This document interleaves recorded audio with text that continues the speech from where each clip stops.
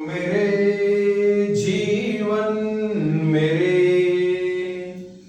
तू ही मेरी आशा है, तू ही मेरी आशा है। यीशु मेरे जीवन मेरे तू ही मेरी आशा है, तू ही मेरी आशा है। हमारा प्रभु यीशु मसीह हमारी आशा है। परमेश्वर के प्रियो, बाइबल से हम एक वचन को निकालेंगे एक थोड़ा समय के लिए। उत्पत्ति की पुस्तक में से उसका 39 अध्याय और 19 वचन में क्या कहता है, हम थोड़ा आज के मनन के लिए अपनी पत्नी की ये बातें सुनकर कि तेरे दास ने मुझसे ऐसा ऐसा काम किया, यूसुफ के स्वामी का कोप भटका। हम यहां पर यूसुफ के ऊपर में लगाया गया आरोप के बारे में हम लोग देखते हैं। यहां पर पोतीफर अति क्रोधित हुआ और संवेदना रहित उसने निर्णय लिया और उसने क्या किया, यूसुफ को कोई भी बात नहीं पूछा और यूसुफ से कोई भी क्या हो गया था मामला या क्या हो गया या तूने कुछ किया, तू दोषी है, तू कुछ बोलना चाहता है या तेरे को इस विषय के बारे में कुछ बोलना है क्या, तेरा पक्ष रखना है कि ये सब बातें पोतीफर ने यूसुफ से नहीं पूछा। जैसा पत्नी ने कहा वैसा ही क्रोध में आकर पक्षपात पूर्व न्याय करके उसने बंदी गृह में डाल दिया और उसको दंड दिया, उसको सीधा बंदी गृह में डाल दिया। किसने?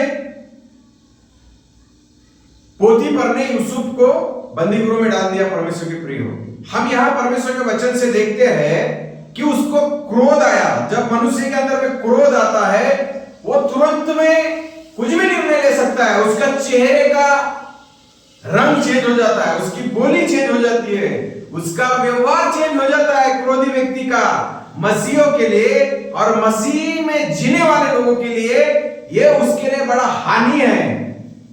तो वचन हमें ये सिखाता है, वचन हमें ये बोलता है कि परमेश्वर के प्रिय, परमेश्वर का वचन हमें ये सिखाता है, ये कहता है कि पोतीफर ने बड़ा क्रोध किया, गुस्से में आया, कोई भी बात नहीं सुना कि तू निर्दोष है या दोषी है या तूने ये काम किया है। हम उसके बारे में पूरा स्टोरी जानते हैं, उसके लिए बहुत सारा समय चाहिए। लेकिन छोटी सी बात के लिए कि हम मसीहों के लिए क्रोध में आकर कोई भी निर्णय लेते हैं तो वो हमारे लिए पूरा घातक बन जाता है, हमारे लिए बड़ा इस संसार में हमारे लिए ठोकर का कारण बन जाता है। परमेश्वर के प्रियो, और उसको क्रोध में आकर जेल में डाल दिया। एक बार परमेश्वर के प्रियो एक छोटा सा उदाहरण देना चाहता हूं। एक बार एक स्त्री अपने घर में ऑफिस से लौटी, अपने घर के तरफ में आई और जैसे घर में आई वैसी दरवाजे पे एक नेवले को देखी और नेवला जो है उसका पालतू नेवला था। वो पालतू नेवला के मुंह के चारों ओर खून लगा हुआ था। नेवला अपने मालकिन के स्वागत के लिए दरवाजे में आके था। उस समय में क्या हो गया कि जैसा उस स्त्री ने पालतू हुए जो अपना पर्सनल पालतू नेवला था उसके चारों ओर खून के धब्बे और खून के छींटे देके खून लगा हुआ देखा अपने मुंह में, सॉरी नेवले के मुंह में। तो उस समय में क्या हो गया, वो स्त्री ने नेवले को मार दी जान से। नेवला तो स्वागत के लिए मालकिन के इंतजार में दरवाजे पे आके खड़ा था, लेकिन ये जो मालकिन है बिना सोचे बिना कुछ उसके बारे में जानकारी लिए क्या हो गया क्या नहीं हो गया, ये यहां पर क्यों है, उसके दिमाग में एक बात याद आई। परमेश्वर की प्रिय, क्या बात याद आ गई कि उसने उसके छोटे बच्चे को काटा होगा, उसको काटा होगा और उसका ही खून नेवले के मुंह में लगा होगा। ऐसा उसके अंदर में विचार आया, उसके जीवन में बहुत बड़ा गड़बड़ी हो गई, ऐसा उसने सोचा। वो दौड़कर अपने सोने वाले कमरे में जाकर देखी, अंदर में जाकर देखी तो क्या देखती है कि उसका बच्चा अच्छा सही सलामत है और उसका बच्चा खेल रहा है, लेकिन बच्चे के बाजू में एक सांप पड़ा हुआ है और सांप मरा हुआ है। ऐसा वो स्त्री ने देखी कि उसका बेटा अच्छा है और सांप क्या है, मरा पड़ा हुआ है बच्चे के बाजू में। तो नेवले ने क्या किया था, सांप को मारा था, लेकिन स्त्री के अंदर में कौन सी भावना आई कि उसने मेरे बेटे को काटा होगा। तो ये क्रोध जो है मनुष्य को क्या कर देता है, बिना सोचे समझे, बिना कुछ भी विचार के डिसीजन लेके, निर्णय लेके उसको इतना अति और इतना भयंकर बना देता है कि वो व्यक्ति जो है वो सामने वाला क्या करे कुछ समझ में नहीं आता है। इसलिए प्रभु का वचन में लिखा है, केन के बारे में क्या बोलता है, केन के अंदर में उदासी आ गई, चेहरे पे उदासी छा गई, क्योंकि केन जो है परमेश्वर के प्रिय अति क्रोध में आ गया था। तो क्रोध में आया हुआ चेहरा क्या होता है, ये उसके बारे में लिखा है, केन के मुंह में क्या हो गया था, उदासी छा गई थी। वैसा ही क्यों आ गई थी, क्योंकि उसके अंदर में क्रोध आ गया था।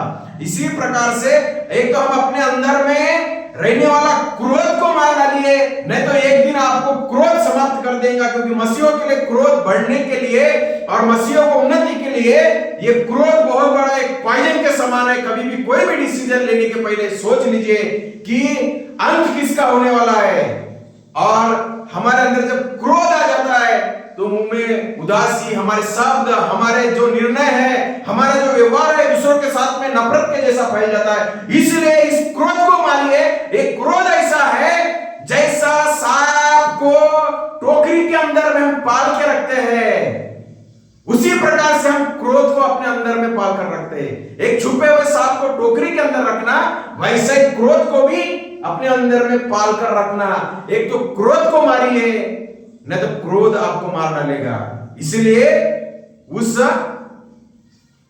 पोतीफर के जीवन में क्या हो गया, उसने यूसुफ को दंड दिया। तो आज हमें क्रोध से, और भजन संहिता में लिखा है 37 का 8 में कि क्रोध से परे रह और जलजलाहट को छोड़ दे, मत कूद, उससे बुराई निकलेगी। क्रोध से क्या निकलती है, बुराई निकलती है, कुड़कुड़ापन निकलता है और नाश निकलता है। लेकिन यूसुफ शांति से बंदीगृह में गया, विजय यूसुफ की हो गई।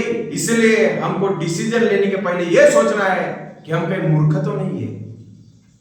तो हमें मूर्खता का काम नहीं करना है, हमें शांतिपूर्वक सोचकर मसीह भाई बहन आगे बढ़ना है। प्रभु हमको और भी आगे बढ़ाए और भी आशीष करे। Praise the Lord, hallelujah.